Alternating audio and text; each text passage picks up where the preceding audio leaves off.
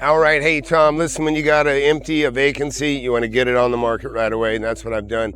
I actually had this up and, sign up and put on the local listings, restaurant available, fully furnished, that sort of thing. Never waste a minute, either when you're buying something, selling something. It doesn't suit you to delay ever.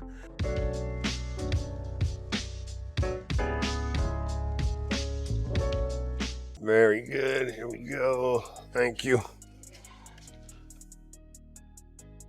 So the tenant left, and he also left a mess. It's really difficult when you see any business go out of business. It's kind of heart-wrenching. Somebody put a lot of their heart and soul into something, and for whatever reason it didn't work out, whether it's their own fault or the economy or whatever, it just hurts. It's hard to watch.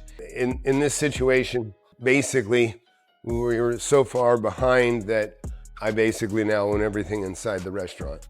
And so as a result, I have a turnkey restaurant opportunity available, and I got to be very selective with who I let have that, because a lot of people have aspirations for restaurants. Let's look in here, that don't have any money. This has got a walk-in fridge, and then in the back there's a walk-in. I'm not going to go in there because the place is pretty filthy. The guys are starting from the bottom up washing. These are people that work for me.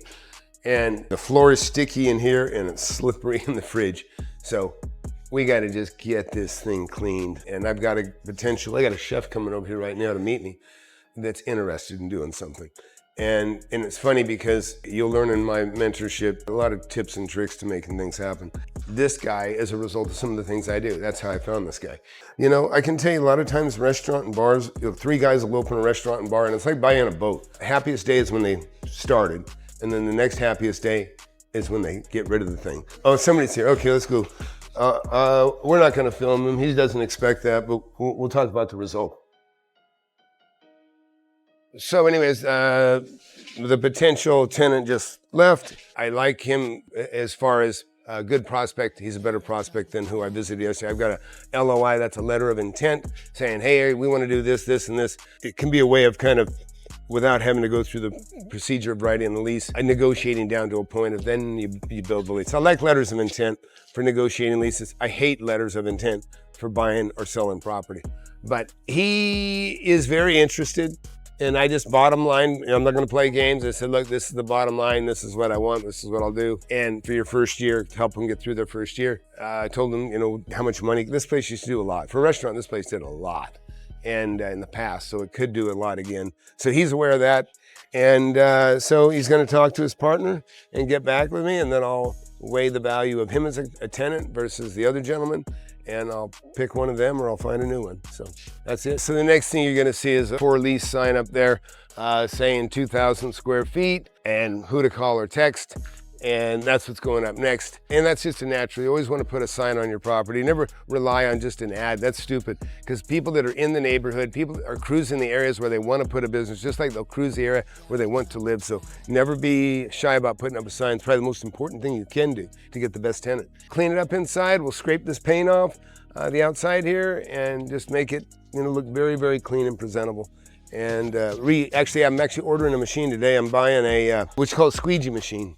And we're going to start paving all of my own parking lots. The reason for that is we can do it strategically without interfering with the businesses as much. When you have somebody restripe your parking lot, it's a bit of a pain in the ass, especially with tenants and working around them and making access and upsetting people. So you got to kind of do it strategically so people have access and can park, get to the building without having to step in sealant and the seal coating. And so that'll be fun. You're gonna see it. I gotta get that ordered today. I meant to do it yesterday. Been so busy. I did just close a house yesterday and leased it the same day for 2 years. So everything's going well. This is 1,980 square feet, basically 2,000 square feet. And I'm gonna walk this through. So whenever you are a retail landlord, never try to anticipate too much what your tenant's gonna do. Just kind of make it an open canvas. So what we're gonna deliver here is a clean white box. We call it a white box when you deliver a retail space or even any space. that's commercial, industrial, that sort of thing. So what we'll do is we're gonna strip all this stuff off the walls, we'll texture where we need to, and we're just gonna repaint and give a nice clean box. I got Miguel here with me, my main manager, property person. And so Miguel, like I was saying, we'll take out all these lights, these fluorescents. We're gonna get rid of all these lights up here, and we'll put in the new LED boxes that just kind of look like you can't even see the bulbs. I diffuse the lights so well, they're just like a glowing cube, and you have 3 different light settings. Really recommend those. But we're gonna fill those in here, and then make sure the ACs are up to par and clean and are gonna last for a good long while. When a tenant comes in, like Miguel asked me, said, hey, you wanna keep the carpet? And the carpet's filthy, but I can't anticipate what the new tenant is gonna wanna do. So I'm not gonna take it out assuming somebody doesn't want it, because sometimes somebody comes in and they'll be asking for a carpet allowance. So all I wanna do with a business is I don't wanna be their partner. I don't wanna do their tenant improvements. Don't even wanna participate. Now, to some degree, tenants say, oh, can you give me half a month's rent or a month's rent to start? And I might say, yeah, give me a strong security deposit and 1 month's rent. I'll give you the first 30 days free. I can do that. But what I look for is somebody that is going to succeed, right? You really want somebody that's going to succeed. And so if they're new, you got to remember 9 out of 10 businesses fail. And so when they're asking you to do certain improvements, you don't want to do it on your dime. You can do it on your dime, but here's what I do, is I say, okay, we'll do it. You want me to put 10 grand improvements? You go ahead and put them in. And then I'm going to take $10,000 off your first year. And I'll take $1,000 off a month for the first 10 months.